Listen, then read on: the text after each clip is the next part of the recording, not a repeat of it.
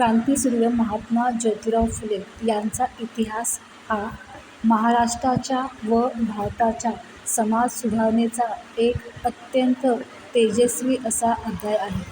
त्यांनी केवळ अनिष्ट प्रथेविरुद्ध आवाज उठवला नाही, तर समतेवर आधारित नवीन समाजाचा पाया त्यांनी रचला. आज आपण पुण्यातील समता भूमी म्हणजेच महात्मा फुले आणि सावित्रीबाई फुले यांचं राहतं ठिकाण पाहणार आहोत.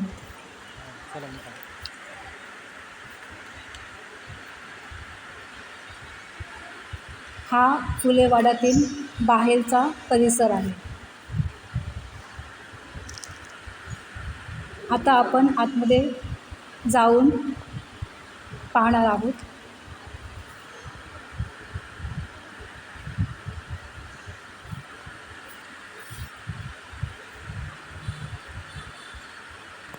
हे प्रवेशद्वार आहे आणि येथे महात्मा फुले यांच्याबद्दलची माहिती आपल्याला वाचायला मिळते.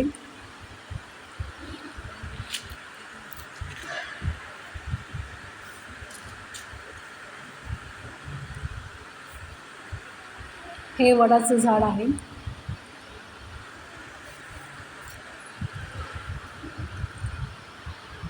महात्मा फुले यांनी 1848मध्ये पुण्याच्या भिडेवाड्यात मुलींची पहिली शाळा सुरू केली. त्यावेळी किती कर्मठ समाज होता, किती जातीयता होती हे आपल्याला माहितीच आहे.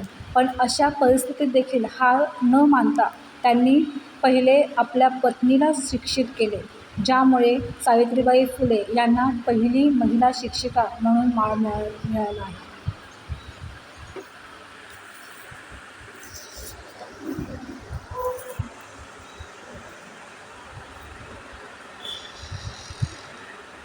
हा फुलेवाड्यातील बाहेरचा परिसर.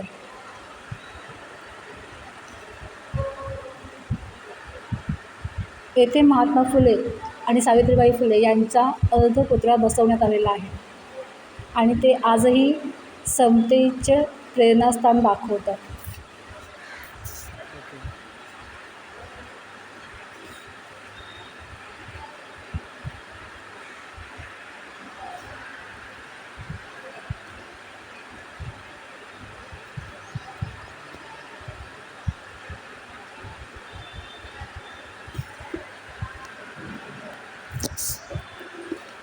फुलेवाडा म्हणजेच गंजपेठ हे केवळ एक ऐतिहासिक ठिकाण नसून ते क्रांती व समाज सुधारणाचे ऊर्जा केंद्र आहे. या वाड्याच्या भिंतीवर लावलेली चित्रे आणि तैलचित्रे महात्मा फुले व सावित्रीबाई फुले यांचा जीवन प्रवासाचा जिवंत इतिहास मांडताना आपल्याला दिसतात. जेव्हा दुष्काळाची वेळ होती त्यावेळेस दोघांनी म्हणजे सावित्रीबाई फुले आणि महात्मा फुले यांनी समाजासाठी जे केले ते अगदी वाखाणण्याजोगं आहे. अस्पृश्यांच्या मुलांना त्यांनी आपलेसे केलं होतं.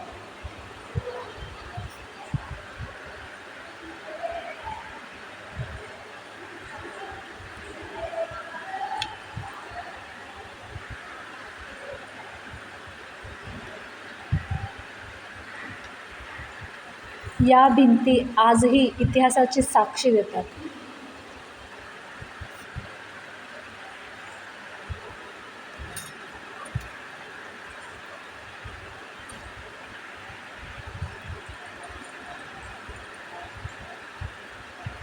आता आपण फुलेवाड्यात म्हणजेच आतल्या खोलीमध्ये प्रवेश करूया.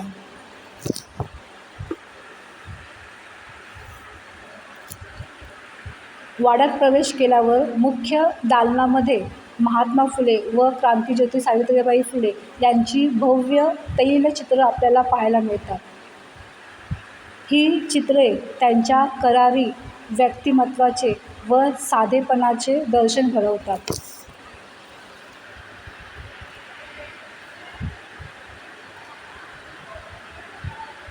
इथं जे तैलचित्र